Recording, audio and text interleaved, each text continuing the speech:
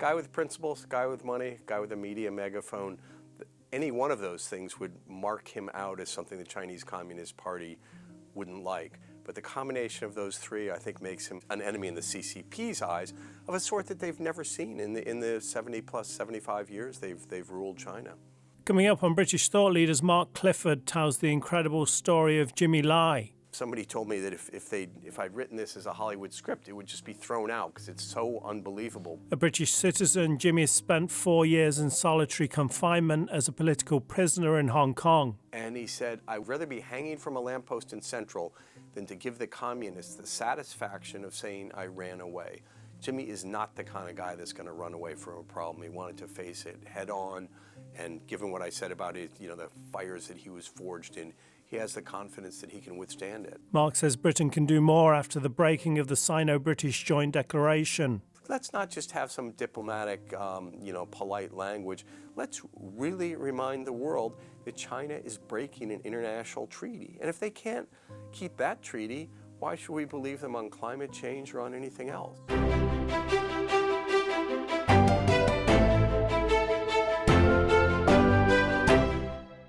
Welcome to British Thought Leaders. I'm Lee Hall. Today I'm sitting down with Mark Clifford, author and president of the Committee for Freedom in Hong Kong Foundation. Mark, thanks for joining us. Great to be here, Lee. Your book is called The Troublemaker. And there's a lot of activists in Hong Kong and a fair few billionaires, but not many people are both. And why does that make Jimmy Lai so dangerous? Well, he has money, as you say, so he has the resources to hire the best lawyers in the world. He had a platform. He was a media owner. He ran the most successful newspaper in Hong Kong. And he's got principles. He's got values. And he's willing to go to the mat. He's been in prison for more than 4 years now. On February 7th, 1,500 days have been marked in Jimmy Lai's unjust incarceration. So guy with principles, guy with money, guy with a media megaphone. Any one of those things would mark him out as something the Chinese Communist Party wouldn't like. But the combination of those three, I think, makes him an enemy of a sort an enemy in the CCP's eyes of a sort that they've never seen in the 75 years they've ruled China. What were some of the key events in Jimmy's childhood and his rags to riches rise that turned him into what you call Hong Kong's greatest dissident? Yeah, well, he was born in China 2 years before Mao took power. And he grew up in the tumult of the 1950s and the start of the anti-rightist campaign. He was from a family that had been wealthy but was destroyed by the revolution. Family was split apart. His father fled to Hong Kong. His mother was in and out of labor camps, leaving Jimmy and his twin sister and another sister at the age of 4, 5, 6, 8 years old, scrambling to survive on the street. So here's a guy who grew up at a time of political chaos. He saw killing fields in Guangzhou where dissidents were executed. He scrounged tobacco off the street to roll into cigarettes. He stole metal to sell on the scrap market. I mean, he's a black market hustler at the age of 6, 8, 10 years old. So he's forged in the sort of fires that I could only imagine. I mean, very few of us have been through that. And then he left Hong Kong. He got a one-way permit to go to the nearby Portuguese colony of Macau, at a time of famine, at a time when the Chinese government, through its own stupid political decisions, killed something like 45 million people of its own citizens. You think of leaving your black market, you're a kid, your mom's in and out of a labor camp, your father's fled to Hong Kong. He gets away, comes to Hong Kong. As you say, it was a rags to riches story. Somebody told me that if I'd written this as a Hollywood script, it would just be thrown out because it's so unbelievable. But he goes he's sleeping on a factory floor on the table because there's nowhere in Hong Kong. It's overrun by refugees in 1961 when he came as a 12-year-old. 15 years later, he owns a factory. I mean, it's just an incredible story of grit, determination, and of the possibilities that a free city like Hong Kong offered. 5 years after he opened that factory, it was the biggest sweater maker in Hong Kong. He was selling to some of the biggest brands in the world, got bored with that, set up a retail chain across Asia, made hundreds of millions of dollars floating that on the stock market, and more importantly, helped revolutionize, really set up the whole category of fast fashion. And then he turned to media after the 1989 Tiananmen killing. So that was really the key moment in his life when went from being just kind of a crazy rich Asian with a pet bear in the background and a chauffeur to drive him around in a Rolls Royce to a guy who started really caring seriously about politics and about, he's a great Chinese patriot about trying to make China better and Hong Kong better, of course. I had several Hong Kongers on the show and they refer to Jimmy with such reverence. Can you help us understand how the ordinary folks in Hong Kong view him? Yeah, I think reverence is the word now. He's a guy, he's 77 years old. Again, he could have left. He has houses in Kyoto and Taipei. He's got apartments in London and in Paris, and could have left any time, just gone to the airport. And he said, no, Hong Kong gave me everything. I'm going to give everything I have, even if it's my freedom, even if it's my life. And sadly, or I don't know, maybe it's humblingly, he does seem prepared to sacrifice his life if he has to. And I think the Hong Kong people look on a guy who's so wealthy, who again could have left, but has sacrificed his freedom for Hong Kong with real reverence, as you say. I think that's a good word. So there's this point where he knows he's going to get imprisoned. He has the means to leave. He's a billionaire. He chooses not to. Is this? Did you see it as a spiritual path, do you think? Well, I think part of it was he felt it was his responsibility. It's interesting because many political prisoners, as Jimmy is, aspire to leadership of their country. One thinks of somebody like Navalny or obviously Mandela, Lech Wałęsa in Poland. Jimmy has no aspirations to leadership. It's interesting.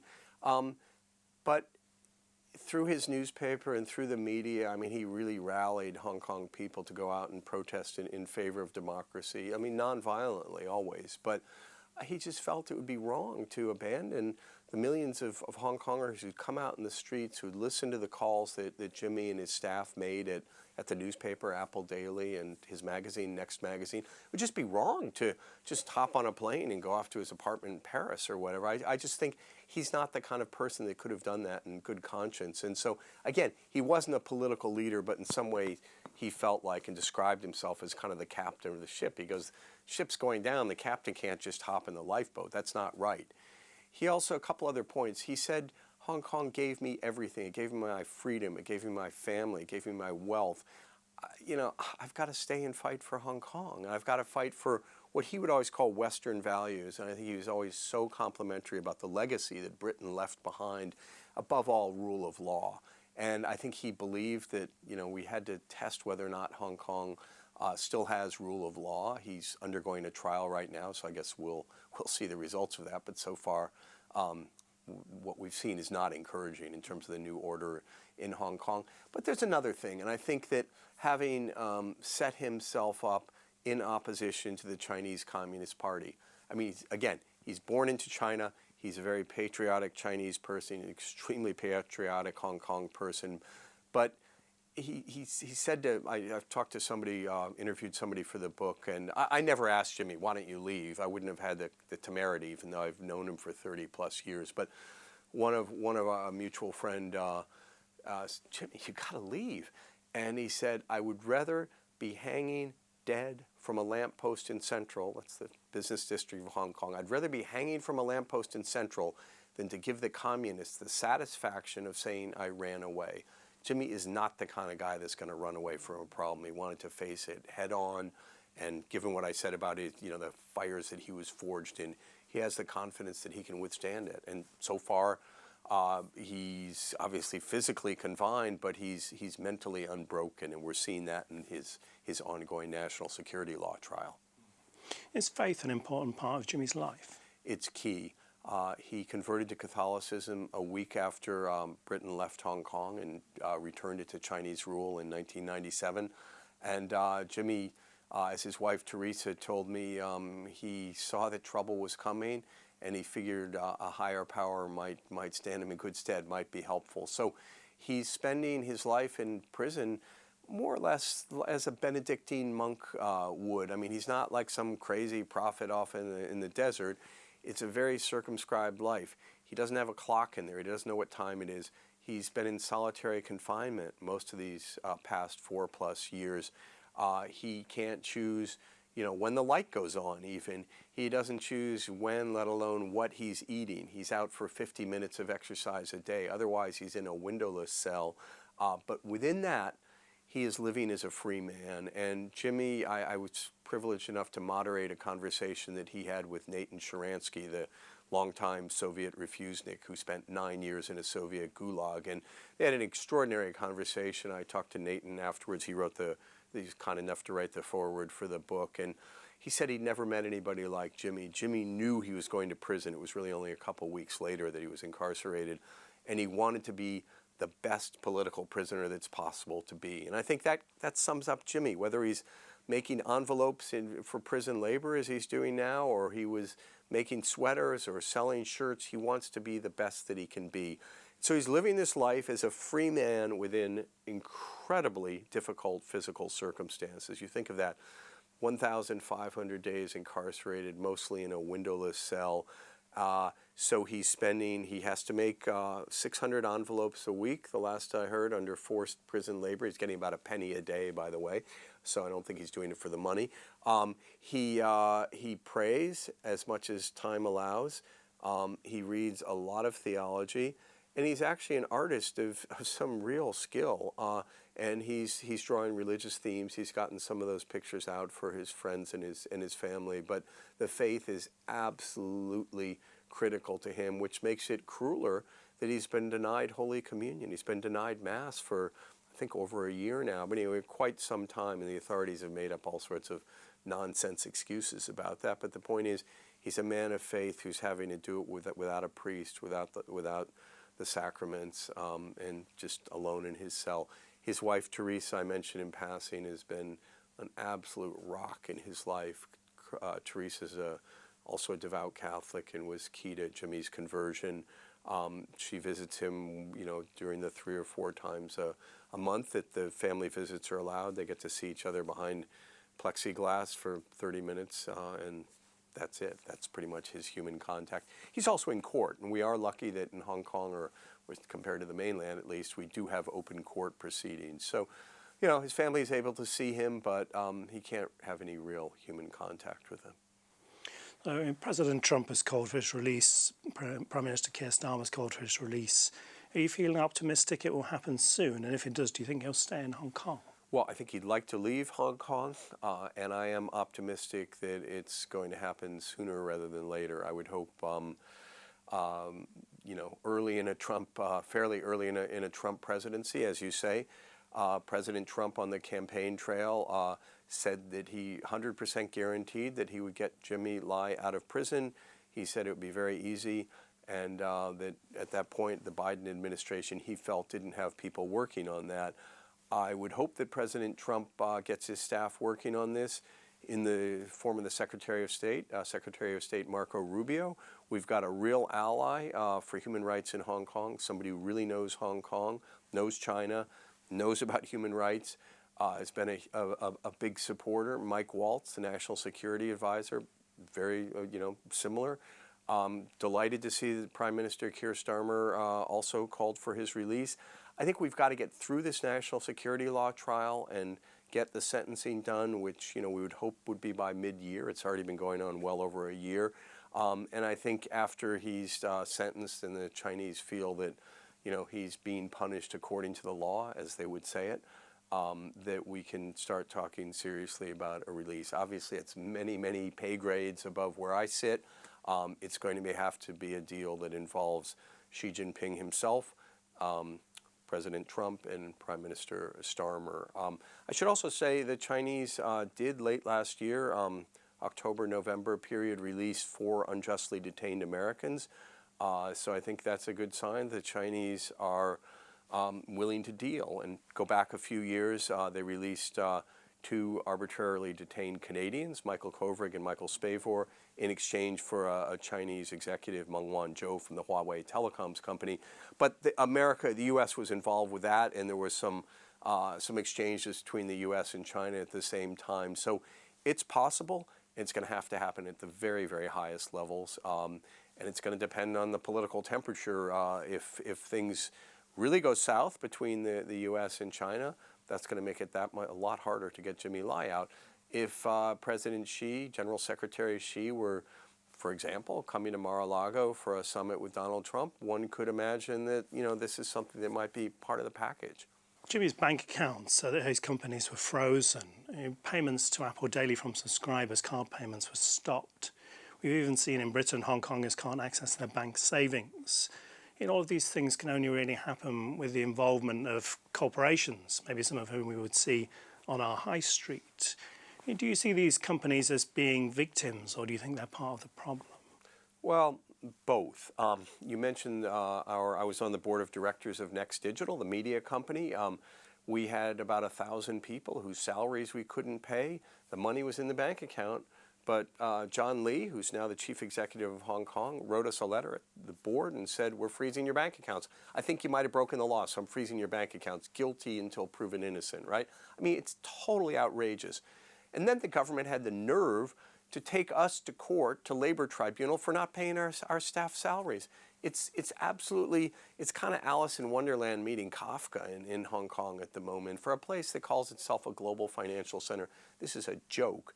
But it's a cruel joke for the tens of thousands, I believe it is, of Hong Kongers who've had their pension funds tied up. Something like £1 billion are being held by HSBC, notably, and other banks. And in that case, I do think that HSBC is complicit. I mean, in the case of the bank accounts being shut down, the bankers were threatened with 7 years in jail. I didn't like it, but you could kind of see the justifiable fear in some cases. HSBC, I think, has proven absolutely spineless when it comes to the MPF cases. Think about what this is about. Hong Kongers who come to Britain need to show that they've got the right of residence in another country so that they can take out their pension funds before their normal retirement date. The Hong Kong government, in its craziness, has decided that a BNO passport, British National Overseas Passport, which allows travel to scores, if I think more than 100 countries, somehow that's not a valid travel document anymore. And HSBC has gone along with this. It's totally outrageous. It's in violation of the Sino-British Joint Declaration, really every undertaking that China has made vis-a-vis Britain and Hong Kong. So I do think HSBC should be held accountable. They're hiding behind just vague language like, oh, we have to abide by the laws and regulations of the countries that we work in. Yeah, okay, fine. Show us, what are the laws and regulations that say that you don't recognize a BNO passport? It's pretty insulting to the British government. So it's 11 years since the umbrella movement. We had the National Security Law in 2020. It felt like things couldn't get much worse. Then we had Article 23. What have those laws done to Hong Kong? Well, they've shut it down. I mean, we've had more than 1,900 political prisoners, people who've been convicted and been jailed. The number is being whittled down as people get out of jail. But we still got something on the order of 1,000 people in jail. Many others being held without bail, charges pending for, I think, about 7,000 other people. So it's had just an absolutely chilling, a devastating effect on civil society. We've also had scores of civil society groups, NGOs, shut down, their leaders often hounded out of the country or put in jail. So, I mean, it's destroyed freedom in Hong Kong. I'm hoping, cautiously, that we might have hit bottom.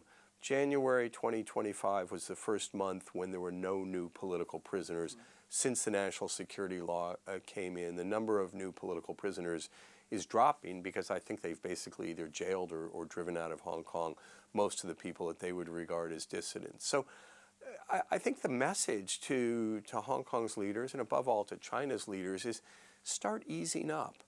Apple Daily is not going to start printing again. I mean, it just isn't happening.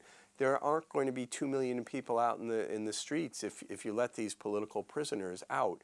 Hong Kong and people like Jimmy Lai in jail are more trouble than they're worth. Having Jimmy Lai in jail is more trouble than it would be having him out. If Jimmy's allowed to leave, and he's a British citizen, if he's allowed to come to Britain, spend time with his family, how is that possibly a threat to Xi Jinping? I think that China will understand that their ambitions to kind of refashion, restart Hong Kong as a global financial center are going to be stillborn, are going to be thwarted until Jimmy and other political prisoners are let out. I mean, global financial centers don't have political prisoners. So I'm cautiously optimistic that we've at least hit bottom. Although every time you think it can't get any worse, you have something new like this Article 23 legislation last year. So I'm cautiously optimistic things have hit bottom, and I'm hoping that wiser heads in Beijing will prevail and realize that you can't turn Hong Kong into a security state and also realize your ambitions to have it as a global financial center. So let's ease off some of the pressure. Former Vice President Mike Pence was in Hong Kong in early 2025, and he made the point that there's really nothing that would be more beneficial, at least in the short term, to resetting Sino-U.S. relations than to start moving to free Jimmy Lai and other political prisoners. And we've got to get that message across in the business community. People like Sir Mark Tucker, head of HSBC, need to be making that point to Chinese leaders, that Hong Kong is going to be a headache for HSBC, a headache for China, a headache for Xi Jinping until they start releasing political prisoners. You mentioned the Sino-British agreement, and also Jimmy Lai is a British citizen. In Britain has a special role to play here. Do you think we're playing it? I think that there's a lot more that can be done, and I think it's unfortunate that when political parties are in opposition, they talk a good line about pushing on Hong Kong, but somehow magically, when they get into power, they somehow have some sense of amnesia when it comes to human rights, especially of British citizens. I think there is a special relationship between Hong Kong and Britain. It was a British colony for 156 years, arguably the most successful colony ever, certainly the wealthiest per person. I mean, there's an enormous affection among Hong Kong people. When Queen Elizabeth died, the lines outside the British consulate were so long that they were embarrassing to the Hong Kong government. And I think there's this enormous affection, and I think that there are these deep historical ties, and I think that there's been real disappointment among the Hong Kong community that, with some very important exceptions, like the opening up of the BNO passports to allow right of abode, that there hasn't been enough in recent years to hold the Chinese to the terms of the Sino-British Joint Declaration. That was 40 years ago at the end of 2024, December 1984. A fantastic agreement. Let's hold China's feet to the fire. If they're breaking this, let's not just have some diplomatic, polite language.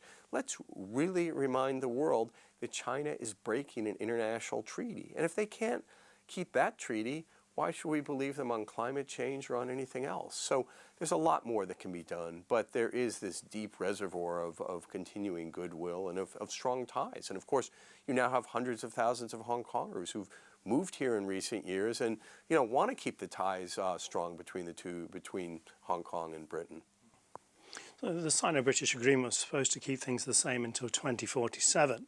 In 2014, the Chinese regime said, forget about it, even though Westminster is saying it still stands. And what does that show us about the Chinese regime and where they see themselves on the world stage? I think it shows that the Chinese believe in their own power, that they respect strength, and that they're not finding strength or real spine in the British government. And China despises weakness, and I think it's walking all over successive British governments, and that it doesn't have any intention of keeping to agreements that it doesn't find convenient. It doesn't find the Sino-British Joint Declaration convenient anymore, so it says that it relegates it to the dustbin of history. We saw our Chancellor went to Beijing to talk about this £600 million deal. There's also talk of this mega Chinese embassy, £750 million in London. What are your thoughts on Britain deepening its ties with the Chinese Communist Party?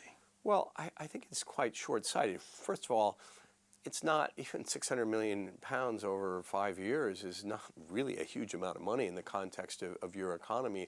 I mean, nothing wrong with continuing to trade with China, but I mean, do it with open eyes. Understand that they are trying to dominate the relationship. That they're, as I would say in the U.S., they're playing you like a fiddle, I think, and they're doing whatever they want, and they realize the consequences of bad behavior are minimal at best. Look at when Hong Kong protester Bob Chan was attacked by the Consul General in Manchester a few years ago. He was just allowed to leave the country on his own accord. He should have been kicked out immediately. I contrast that with the U.S., where the FBI in particular has been very aggressive on cracking down on people who have been harassed. One of my colleagues, in fact, was just testifying at a court case involving a guy who'd harassed her. I mean, so you don't have that kind of as much harassment.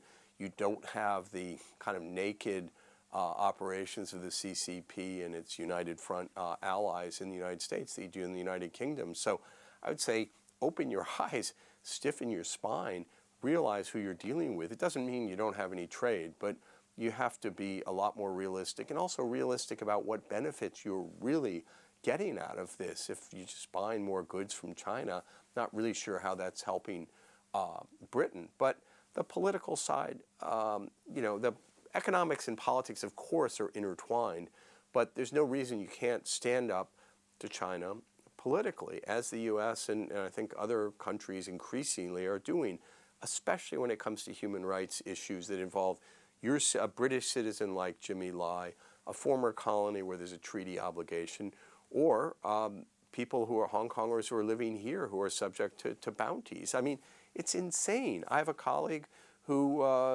just got a million Hong Kong, so about £100,000 bounty on her head for activities that she's done here in the UK that are free speech protected activities, and yet the head of Hong Kong said he's going to hunt her and 18 other people who have bounties. He's going to hunt them down like street rats for the rest of their life. What kind of signal does that send to Hong Kongers and to people throughout Britain when your own government can't even protect you against threats from Hong Kong? I mean, with those people with the bounties, and also with the people that are in Britain and can't access their own pension funds, it's like the Hong Kong and the CCP are enforcing their laws abroad. They don't just apply in their own area. I just cannot understand why a sovereign state, a proud, ancient sovereign state like Britain, is allowing this to go on. Why aren't there consequences? Whether it's a diplomatic attack or these MPF freezes from the pension freezes or the bounties. It's outrageous that this is happening on British soil. And this is, China's always talking about non-interference in other countries' affairs, and yet, boy, if this is interference, I don't know what is. And HSBC is a British bank. How are they allowed to freeze funds, legitimate pension funds that Hong Kongers have, just because the government doesn't like what passport they're holding? The government's mad because they've decided to leave the increasing totalitarianism of Hong Kong for the freedom of Britain. It's totally a political decision. I don't understand why HSBC isn't called to more account on this. What's your background? How did you get so involved in Hong Kong, and how did you become friends with this incredible person? Well, I'm a recovering journalist. I was 5 years in Korea and then moved down to Hong Kong in 1992. And Jimmy, I met him in 1993. I was doing a profile of him. He was an incredible entrepreneur. And he was nice enough to invite me to his house for lunch, cooked me a nice stir-fried rice and veggie lunch. And we just, we hit it off. I mean, he's a really hospitable guy, and I was in Hong Kong for 28 years and knew him well, and eventually went onto the board of directors of the company. If I'm a recovering journalist, I'm an accidental activist. I left just after the national security law came in. Jimmy and I were doing a lot of live streams, like the one with Sharansky. We had a lot of great guests for last governor of Hong Kong, Chris Patten, Lord Patten, and others. And I really felt strongly that this was a guy I wanted to try to support. And when he was thrown in jail, I was out of Hong Kong at the time and just never went back. Just felt like I needed to do what I could to help him. There were 6 other colleagues. We have 7 people from Apple Daily who are still in jail. The other 6 have pled guilty. They haven't been sentenced. They're being held hostage to Jimmy's trial for reasons I don't understand. But I also don't understand his trial. The guy's accused of collusion with foreign forces, which simply seems to mean that he met a couple of people like former Vice President Pence and Secretary of State Pompeo in D.C. and various times has called for sanctions against U.S. officials. all these before the national security law came into effect. I mean, the whole trial's just a farce. They don't like this guy. He's a troublemaker. Those are his words, not mine. But he's somebody who really, really believes in freedom, believes in Hong Kong, but also, great tragedy, just loves China so much. It feels to me a strong theme in all of this is to do with law. I mean, law in other countries is justice. What do you think the system of law in Hong Kong is playing? Well, I mean, it's sad because one of the things that Jimmy always talked about was rule of law. It's interesting. He's not your typical human rights campaigner. As I said, he doesn't seek political power. He doesn't talk in kind of the legalistic language. I mean, he's an entrepreneur. He's a businessman. He's a primary school dropout. He's an earthy, direct guy. So you won't hear him talking about UN declarations of human rights or anything. He talks about Western values, talks about universal values, but above all, he talks about rule of law. And rule of law, he ascribes to the British colonial period. He thinks it's the greatest legacy that Britain left Hong Kong. And I guess he still, in some senses, is clinging on to the hope that there's some kind of rule of law still in Hong Kong. But from where I sit, it doesn't look like it's really there. Like in the Basic Law, which was a kind of mini constitution that was designed to guarantee the freedom of Hong Kong for the 50 years following the British handover. There's a right to jury trial. Jimmy doesn't have a jury. He's got 3 hand-picked judges from a secret list of national security law judges. There's supposed to be freedom of press, freedom of religion, freedom of speech, all these freedoms. There's also supposed to be the freedom for him to hire his own lawyer. And yet, out of 4 court cases, the government lost all 4 at 3 different levels of court, decided to kick it up to Beijing because they didn't want Jimmy to hire his own lawyer, Tim Owen, British, very renowned human rights barrister. And so, Hong Kong seems to make the law whatever it wants it to be. And I think that's sad. It's unfortunate. It's hard for me to see how a global financial center can just, rewrite the law to be whatever it wants. You mentioned before the companies, the bank accounts being frozen.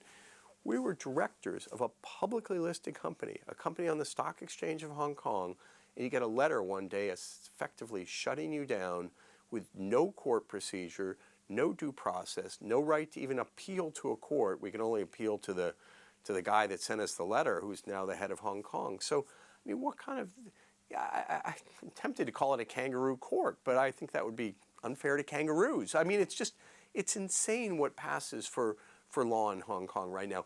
It's lawfare. It's using the law to have predetermined political ends and punishment. It's the state punishing a guy, locking somebody up because they don't like his ideas, because he's too effective as a businessman, too effective as a media person, too effective at getting people out in the streets. All Jimmy was trying to do was to get China to live up to its promises above all for universal suffrage, for democracy, which in practice meant electing the city council and the mayor. No big deal, and yet Beijing can't even live up to this simple agreement. How optimistic are you for the future of Hong Kong? What needs to happen to save it? Well, I think we need to have a change in Beijing, and until then, the most we can hope for is an easing. And that's not nothing. If we could get Jimmy and other political prisoners out, well, at least they could spend time with their family. A little more easing in Hong Kong. So if you turn your back on the national anthem, or you don't look sufficiently reverent, you're not thrown in jail. You're not thrown in jail for wearing a T-shirt the government doesn't like. I mean, it's insane, the pettiness of the totalitarianism in Hong Kong. So if we could just see that easing up so people kind of enjoy their life without, every time you go to sleep worrying about the midnight knock at the door. Hong Kong was a place where you did not have to worry about the midnight knock on the door. Now you do. So, I think at best we're going to see some easing. The Chinese Communist Party has been in power for 75 years. People have predicted its demise for a long time. I'm not going to predict that, but, things do change. I mean, Xi Jinping has put China, firmly on a backward road. The economy is not doing well. Let's see what happens. Mark Clifford, thanks for joining us. Thank you so much.